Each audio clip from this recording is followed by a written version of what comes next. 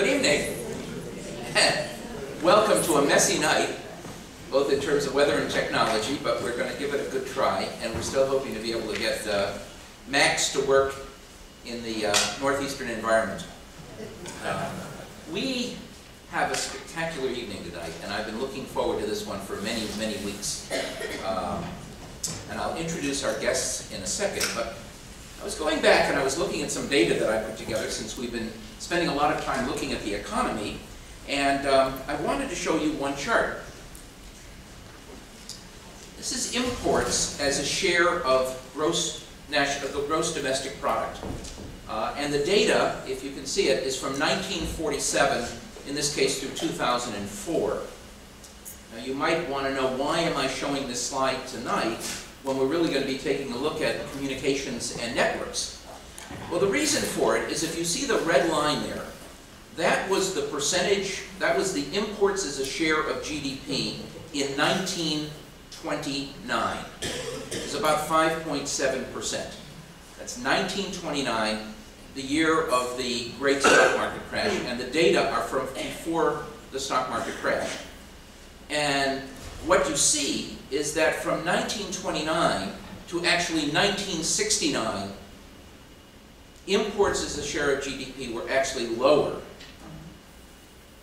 all through the 1930s, all through the 1940s, all through the 1950s, and all through the 1960s. That's a pretty amazing fact. Now, if you go back to 1929, and that's a little older than I am, the fastest way that you get from New York City to Boston, Massachusetts was by steam engine, locomotive. That was the way to do it. And whilst some people had regular telephone connections, they were rare. In fact, we were still using Western Union telegraph to provide most of our communications. 5.7% was the ratio of imports to GDP. 1969, we've already had satellites in the United States for 10 years. The first satellite, of course, was Sputnik in 1957, and we had satellites up by 1959, and our first communication satellites circled the Earth in the early 1960s. 1969 was the year that the Boeing Aircraft Company rolled out its first Boeing 747. We still fly those, 40 years later. And when we fly those, we normally fly them in passenger mode, but the Boeing 747 is also a cargo ship. FedEx uses a lot of them. And by 1969, they were flying.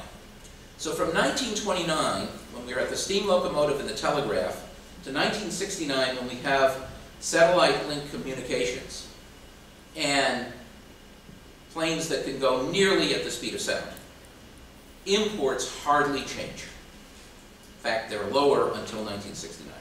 And then if you see what happens after 1969, imports surge from 69 right through the early 80s recession. Then they come back a little slower, and then after 1990-91's recession, they rise again very sharply to the point where they're about 15 to 16% today. Much of that growth in imports and the ability to trade commodities, of course, has to do with the ability to improve dramatically both our communications and transportation. Transportation, simply to move products. I was having a wonderful bottle of Tsing Tao beer the other day, which I bought for pretty much the same price as a St. Louis Bud. And yet those bottles came from China, many miles away. We, of course, today have seen a revolution that we're going to talk about, at least I think in part, in communications, which makes it possible for us to, of course, not only move things, but move information, and move it at nearly the speed of sound.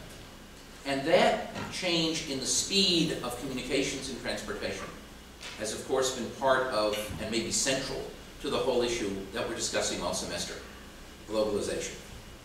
And so, with that as preface, I want to introduce our two speakers.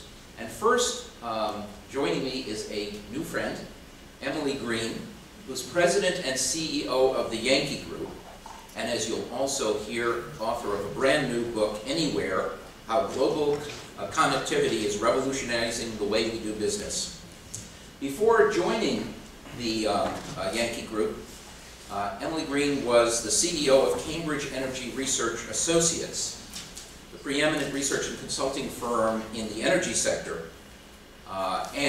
Previously there, she served as 9 years in a leadership role with the IT advisory firm of Forrester Research. So she is well-versed in technology and is now leading one of the major technology groups in the country.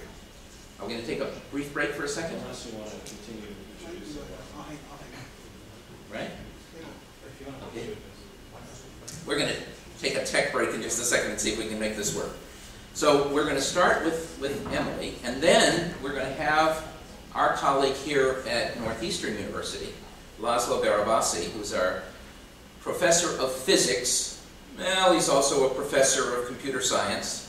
He's also a professor of biology, as well as works in the Department of Medicine at the Harvard Medical School and the Brigham and Women's Hospital, and is a member of the Center for Cancer Systems Biology at Dana-Farber Cancer Institute.